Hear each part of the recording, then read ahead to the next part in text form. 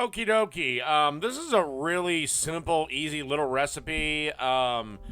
If you're trying to eat a little healthier, and it's super simple if you just want a quick appetizer for friends and family. These are my stuffed cucumbers.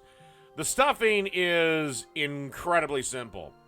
Basically, it is just a standard package of Philadelphia cream cheese, a little bit of salt, a little bit of pepper, and approximately a tablespoon to a tablespoon and a half of freshly chopped mint.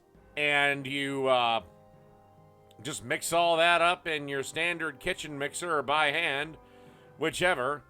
Allow the flavors to get incorporated for a little bit, and then you'll want to take this mix and either put it into a piping bag or make one yourself by putting the mix into a plastic, like Ziploc bag, and cutting one of the corners off. Okay, now we got to seed some seedless cucumbers, or these are also known English cucumbers. Why, I don't know.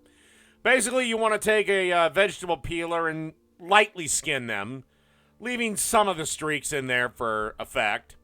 And then you just want to take an apple core and core out the seeds.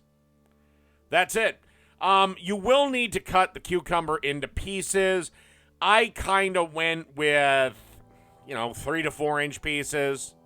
Nothing too terrible.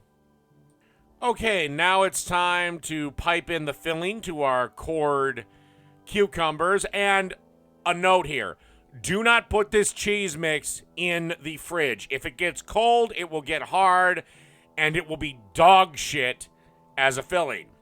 So you just want to fill these up, and then put them on a plate, or in a bag, and then leave them in the fridge to firm up. This is when you want the cheese to firm up.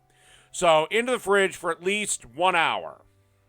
All right, our cucumbers have chilled out for a little bit, and now it's time to slice them.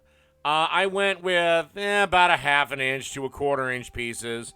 You can go as big as you want, or you can just serve them like they are. Okay, and then just put them on a plate, and they're almost ready to serve. This is optional, but I add a little bit of salt and pepper to the top of them. And those are my stuffed cucumbers. Done. Isn't it odd they almost remind me of Ned Flanders nachos? Or is that just me?